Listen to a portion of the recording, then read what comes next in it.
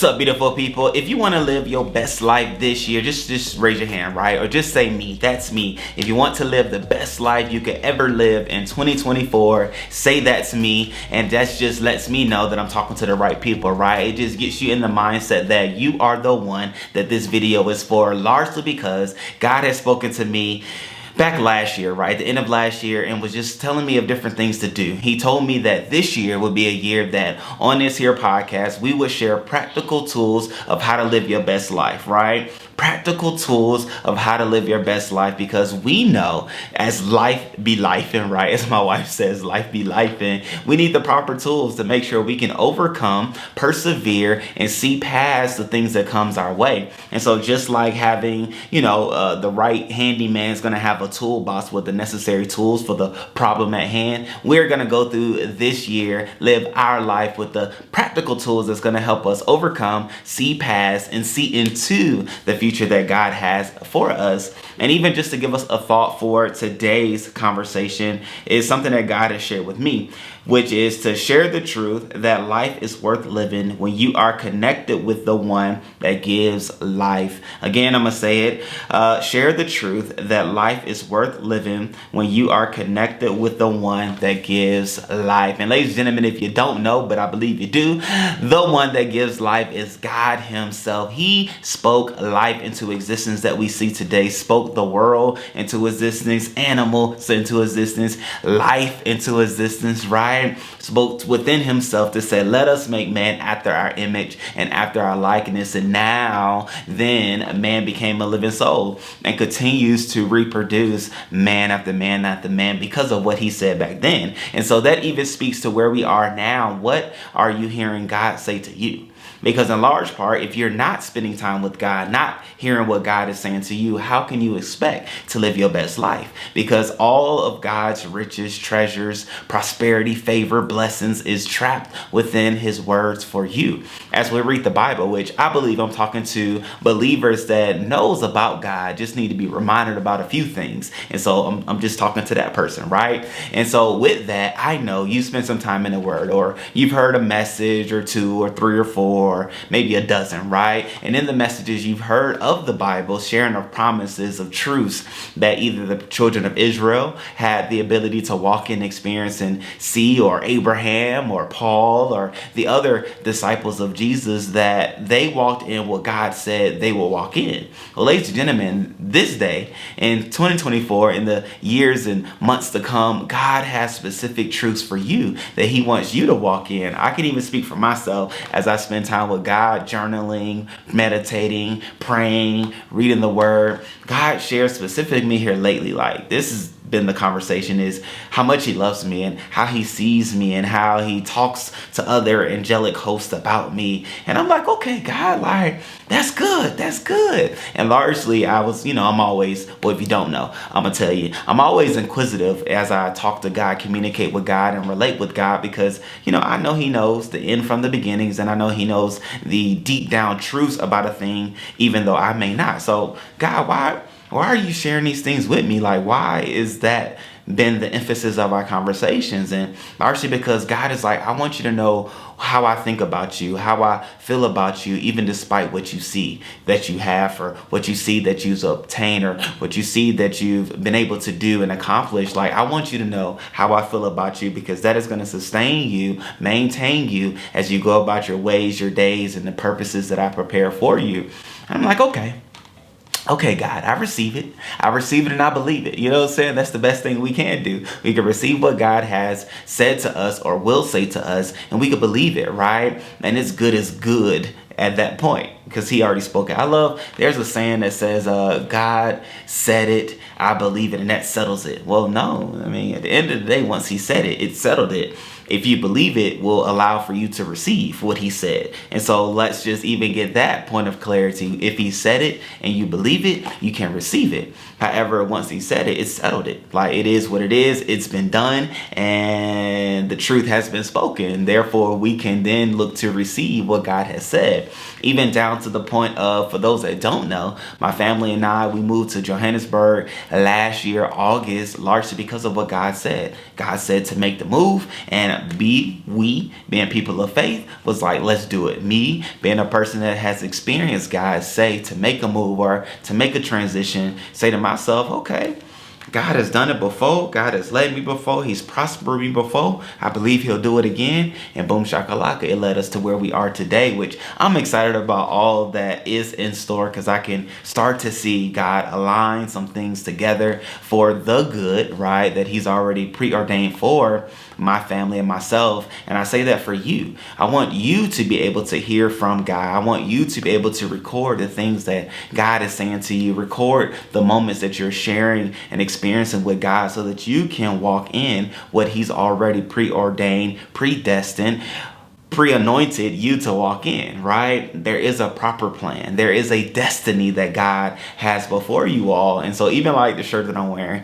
it's because of the company that my wife and I own and operate, which is Pursuit of Destiny. And we have two arms. We have a lifestyle arm and a production arm, which that's neither here nor there. The purpose of it is we know the mindset that we have to have that God has already prepared a destiny for us. It's for us to pursue. It's for us to believe. It's for us to receive. It's for us to know our purpose, God's plan for our lives, and then to walk it out. And ladies and gentlemen, what I want to say in the beginning week of 2024 is I know for you to be able to live your best life, we're going to have to be connected with the source, connected with the one that will bring the resources, connected with the one that has doors that are open and will shut doors that don't need to be walked through. That's my prayer for you as I pray it for myself. God, allow for what's for me. God, allow for what's for my family to be what we walk in. Allow for the proper connections that you've already preordained for us before the foundations of the world, for us to be able to see them,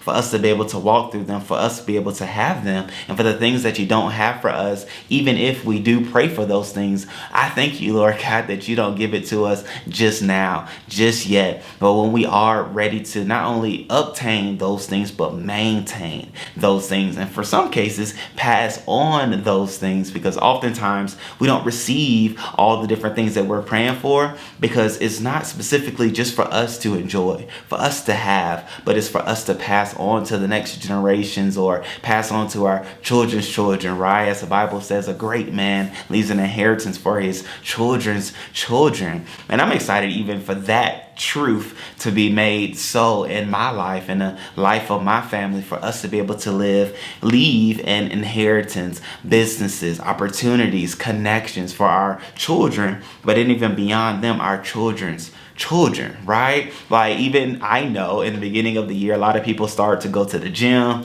and, have those type resolutions where they're working on themselves, working on their bodies and things like that. Well, I know for me, what has sustained me even beyond the beginning of the month or beginning of the years of working out is the thought process that I want to be able to be here and operate and play with my kids, right? Like that's my thought. I want to be in the right shape, the right frame of mind, the right physical capabilities to be able to play with my kids. And I don't mean just like, sit in a chair and throw a frisbee. Like, no, I want to roll on the ground with my kids. I want to fight and play with my kids. So the things that I do today, how I eat, how I work out, how I think, how I decide what to put in my body, what not to put in my body, is with that mindset. And ladies and gentlemen, if we want to sustain our excitement for the new, if we want to sustain the grandeur of 2024 and to live out our best life, we have to think beyond this week, beyond this month, and into the Februarys, the March, the Aprils, the Mays, the Junes, Julys, the August, Septembers, Octobers, Novembers, and the Decembers. And to be able to do so, we have to tap into the Creator, tap into God, what is it that you want me to do this year? God, what is it that you've preordained for me to accomplish this year? And allow for me to track out my each and every day to make sure that I can receive all that you have for me. And so know that as we continue through in these episodes and things like that, one, I'm gonna say this. Like, I think I want to start doing some like live type interactions. So even while I'm recording these videos, maybe like set up a Zoom situation. So let me know if that's something that you're into. I'll again put my email down below so that you can email me and we can set that up so I can just talk to you, right? I can see your face as I'm recording these videos and we can interact and make sure you get everything necessary to live out your best life. But even as we unpack the tools, know that faith is going to be one of the main things that we build from, because I know it's the main thing that sustained me, the main thing that's growing me, and the main thing that's allowed for me to do various things in life, right? Largely because it started when I was younger, in a sense of, hey, my parents moved out of their home into their dream home that they built. Okay, which made me have to change schools.